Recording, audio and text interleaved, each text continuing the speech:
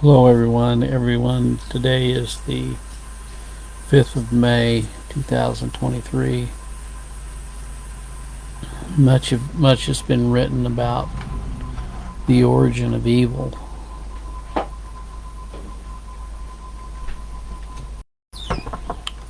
really didn't think too much about the subject until I got a little older. And then someone posed the question to me, where did evil come from? Well, in Colossians we read that he has created all things, and by him all things consist. All things are made by him and for him. So the question that I have this morning, does that all things include evil? There are a lot of theologians that say that God is not the author of evil. So, if you take that sentence, God is not the author of evil, to its logical conclusion, then evil must have spontaneously generated, right? Just sprang up out of nothing. And then people want to get into discussion about secondary causes,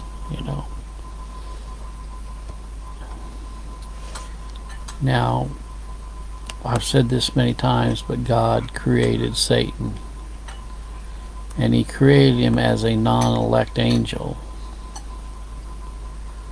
If you want to go to Titus, you'll find that there's examples of elect angels. And I told a fellow one time, if there's elect angels, then that means there's non-elect angels. And he said, no, that's not true. Well, I'm going to read to you this morning from Isaiah 45, starting with verse 6 down through 9. That they may know from the rising of the sun, there's some cosmology for you, from the rising of the sun and from the west, that there is none beside me. I am the Lord, and there is none else. Doesn't sound like there's anyone else that was the author of evil when he says, I am the Lord, and there is none else. I form the light and create darkness. I make peace and create evil. I, the Lord, do all these things. It sounds like the Isaiah, the prophet, believed that God was the author of evil. He said, I create evil. And there's a lot of theologians that said that doesn't really mean evil. That means pestilences, tornadoes, hurricanes, cyclones. It doesn't mean evil, but it says evil. Drop down, ye heavens, from above. Let the skies pour down righteousness. Let the earth open up, and let them bring forth salvation, and let righteousness spring up together. I, the Lord, have created it. So here we have a exclamation that God is sovereign over salvation. We don't author our own salvation. He says, I, the Lord, have created it. What's it? Salvation and righteousness. Woe unto him that striveth with his maker. Let the potsherd strive with the potsherds. The other shall the clay say to him that fashioneth, what makest thou? Or thy work, he hath no hands.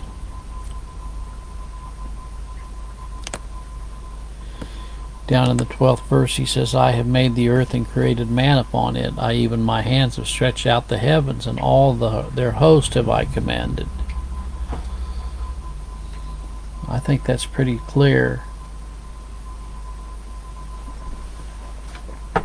That's pretty clear that God is sovereign over all things.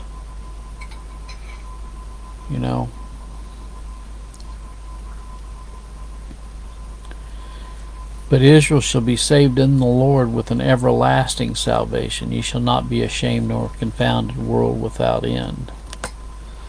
The Israel he's speaking of there is his elect. Look unto me and be ye saved, all the ends of the earth, for I am God, there is none else. In the Lord shall all the seed of Israel be justified and shall glory. So that's kind of what I wanted to talk about this morning, because there's a lot of misinformation going on about evil in the world and its origination.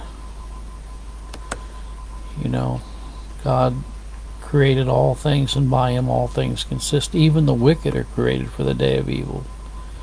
So may the good Lord be with you today is my prayer. God bless.